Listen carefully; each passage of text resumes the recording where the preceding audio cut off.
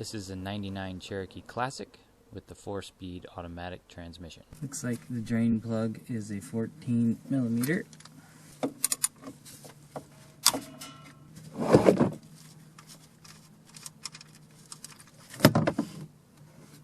Ooh, that's hot. Let's start over here.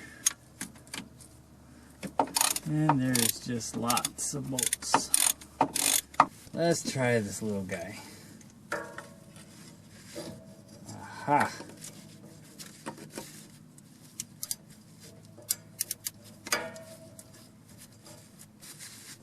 We got the ticket here.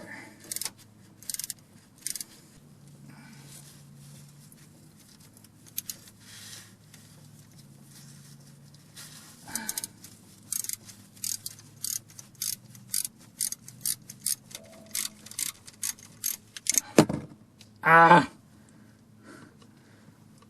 That wasn't supposed to happen.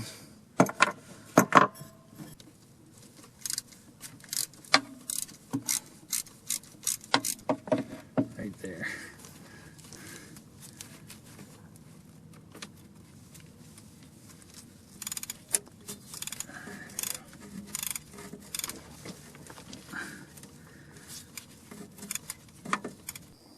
See the dipstick tube right there? That's where it has to come apart when you pull the pan off. So I'm going to try to jiggle that off of there. The gasket has become one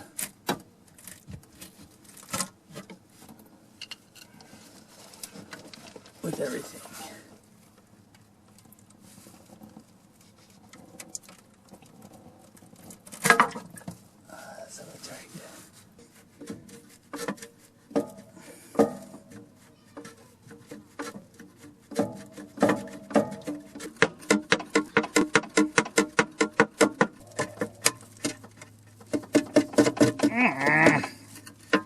Come off it.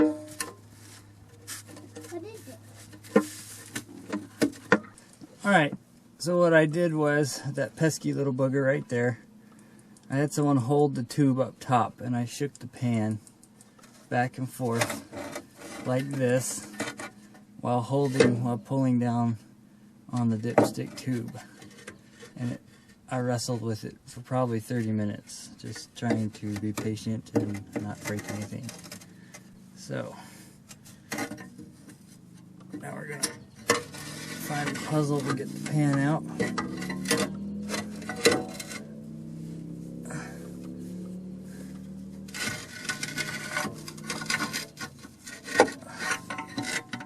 There we go. Got some serious cleaning to do on that pan.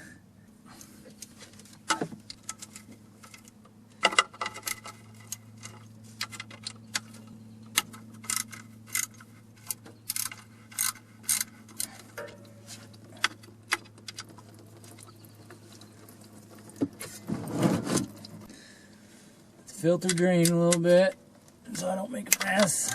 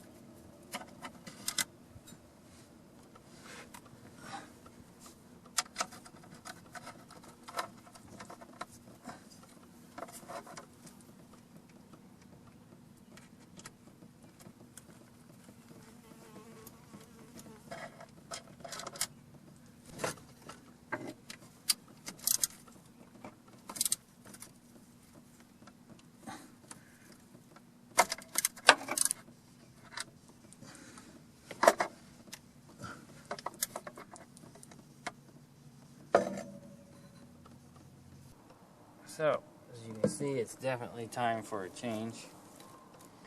We got the magnets in there, which are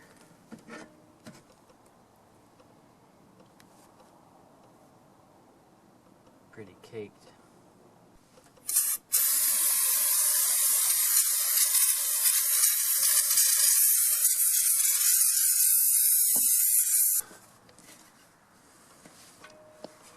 fill tube is empty. Okay, now we compare our parts. This is the old one and the new. Make sure the gasket fits. Make sure which direction here it goes on. Yeah, it's looking right.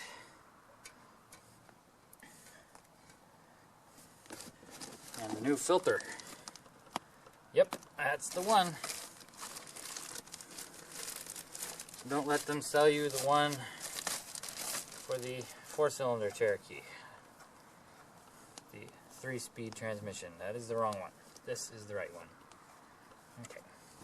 So we gotta crawl under there and bolt this back on. 4 bolts total.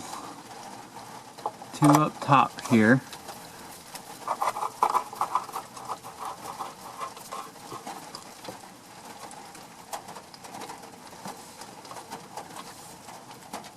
One in the middle.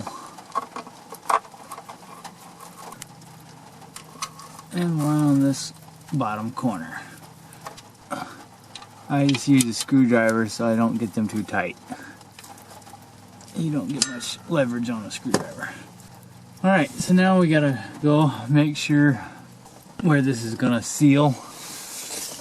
Because that new gasket's gonna seal all along the edge here is clean. And I'll just get a scraper, a metal scraper blade for that.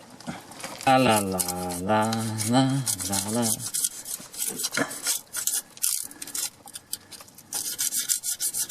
Just like scraping glass, you don't want to scratch it, but you want it to be clean. And since it's cast, it's a little easier not to scratch than glass would be, but same concept. Alright, so it looks to me like the easiest thing to do to keep this gasket in place is going to be to go ahead and put it where it goes, like this. And then we take our screws and we push them up through the rubber gasket in a few places to hold it where it goes.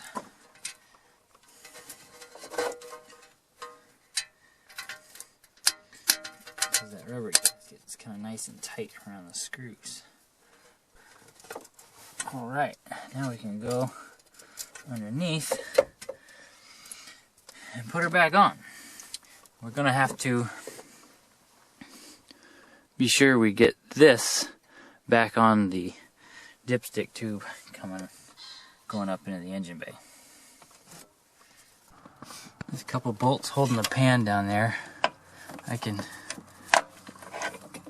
turn this back and forth and force it into the pan. And I'm just going to make sure this is seated. Alright, I'm going to be honest with you guys, this is the biggest pain in the booty of this job right here. And when it's all said and done, you want to make sure these two pieces are flanged. This one it gets smaller in diameter right here so that it can fit in this one. As you see, this one gets wider, and you want to make sure it's seated all the way up to that neck. And it's a royal pain to get back in there, so you have to be patient with it. It's getting kind of dark, but I'm just tightening these up by hand with the screwdriver, and I'm going to go all the way around once, just snugging them up, and then I'll go back and put the proper what feels like the proper torque on them. And after the pan is secure, I'll go ahead and add 4 quarts to start out with. I'll check it for leaks. After it warms up, it looks good. Little ATF burning off the exhaust that got on there when I removed the pan. I heard a rattle the other day. I think this is it. Time to replace the clamp, huh? Alright, every vehicle is different. You're going to want to check the manual. Sometimes it's right on the stick. This one, check idling in neutral. And you want to check it when the engine is warmed up. You're going to get your most accurate reading then. So let's see what we got.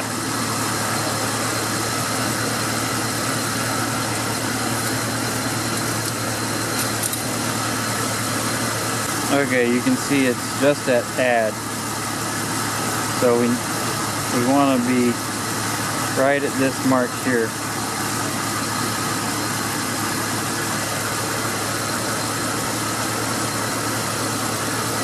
Run it through the gears again.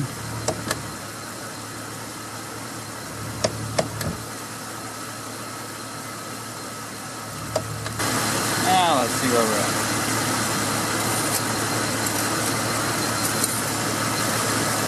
As you can see now, we're right there at that dot. Should only be at this max when you've been driving quite a long time and the transmission is very hot. Hey y'all, thanks for watching. I hope you found this video helpful. This ended up taking 5 quarts to get it back to the proper level after dumping the pan. And I let it set there and drain for about a day because I had to run and get the part. So if you let it drain long enough and replace the filter, it should be around 5 quarts. But like I did in the video, you're going to want to make sure you stop at about 4.5 and check it. Or play it even safer and stop at 4 and check it. Because you don't want to overfill it. You could blow a seal. Anyway, thanks for watching. If you found this video helpful, click like. And you should also check out my channel and even subscribe. Thanks again.